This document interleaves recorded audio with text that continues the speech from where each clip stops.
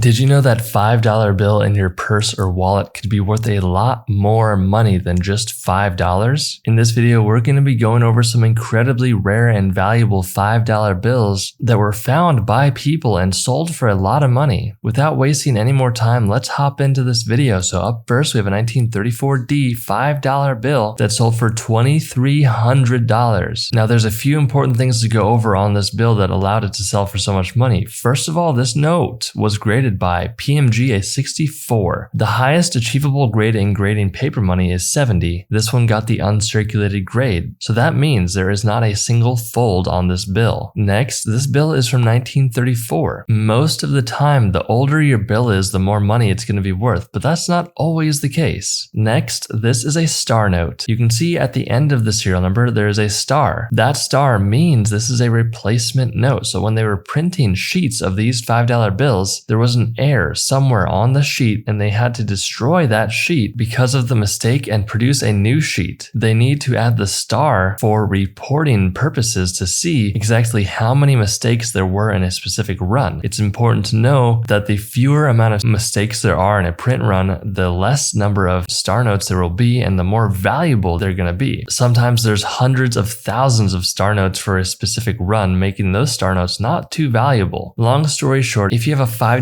bill from 1934 like this, it's in really good condition and it has a star, you could have a note worth a lot of money because this one sold for $2,300. Here's a more modern bill. This is a 2013 $5 bill. You can see the grading company PMG signified this one is from San Francisco. You can also tell you have a San Francisco bill if the prefix, which is the start of the serial number, starts with a letter L like this one. The main reason this $5 bill sold for $2,520 is because the serial number is an ascending ladder serial number. That means it goes all the way from 1 to 8. Another incredibly important thing is this note is a 67. That's only 3 points away from the perfect grade of 70. If you find a bill like this, make sure you do not fold it. Keep it as flat as possible and keep it safe because each bend will dramatically decrease the value of the bill. If you're enjoying this video, make sure to smash that subscribe button as it really does help me out. Up next, we have a 1928 $5 bill. This one sold for $4,700 and this is why. So first of all, this one graded by PMG a 66. That's a very high grade for this old bill. Next, this is the first year they ever produced the $5 bill as a Federal Reserve note. Before this, they had large size bills, but that's for a different video. What you need to know about your bill is that these bills are also considered to be numeral type bills. The majority of $5 bills you see will have a letter and not a number on the left side of the bill. So if you look to the left of Lincoln there, you're going to see a large number 9. That is the district seal. The number 9 stands for Minneapolis, as you can see as I zoom in here. Numeral type bills are almost always going to be worth more money, especially in the high grade like this because this one sold for $4,700. Wait, 90% of you that watch the videos are still not subscribed. So you better subscribe right now so we can keep the lights on. Wait, no, I was kidding.